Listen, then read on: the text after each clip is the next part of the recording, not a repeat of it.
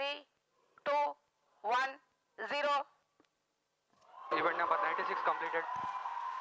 And we have a successful liftoff of Vikram S rocket.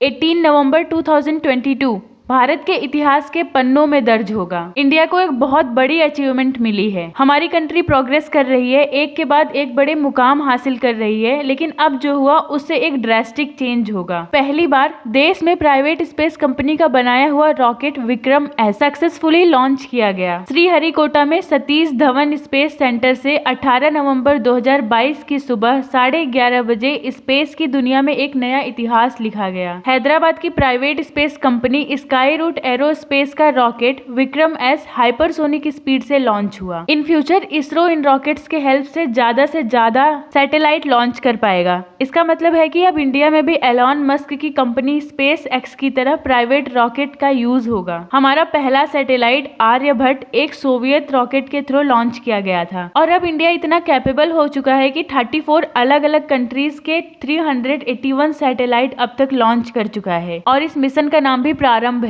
Private space company के rocket से अब इसरो भी ज्यादा से ज्यादा और सैटेलाइट्स और कंट्रीज के सैटेलाइट्स को लॉन्च कर पाएगा। इससे कंट्री में फॉरेन इन्वेस्टमेंट्स होंगी तो ऑब्वियस है कि हमारे कंट्री की इकोनॉमिक ग्रोथ होगी। विक्रम एस सैटेलाइट्स का नाम भी ऐसे ही नहीं रख दिया गया। इंडियन स्पेस रिसर्च के जन्मदाता विक्रम साराभाई के नाम पर इसका नाम रखा हुआ है। स्काई रूट एरोस्पेस के इस शुरुआत से इंडिया में रॉकेट्स लॉन्च की कॉस्ट भी कम हो सकती है और इन्होंने जो फ्यूल यूज किया है वो भी इन्वायरमेंट फ्रेंडली है। इंडियन गवर्नमेंट ने स्टार्टअप्स को बढ़ावा दिया जिसमें प्राइवेट कंपनीज भी स्पेस के फील्ड में आई। सिर्फ एक ही प्राइवेट कंपनी नहीं है इंडिया में, बल्कि अग्निकुल, कॉस्मोस और पिक्सल जैसी और भी प्राइवेट कंपनीज हैं। ये बिल्कुल उसी तरह है जैसे अमेरिका की स्पेस एजेंसी तो नासा है, लेकिन उसकी प्राइवेट कंपनीज हैं जैसे ब्लू एक्स और स्पेस एक्स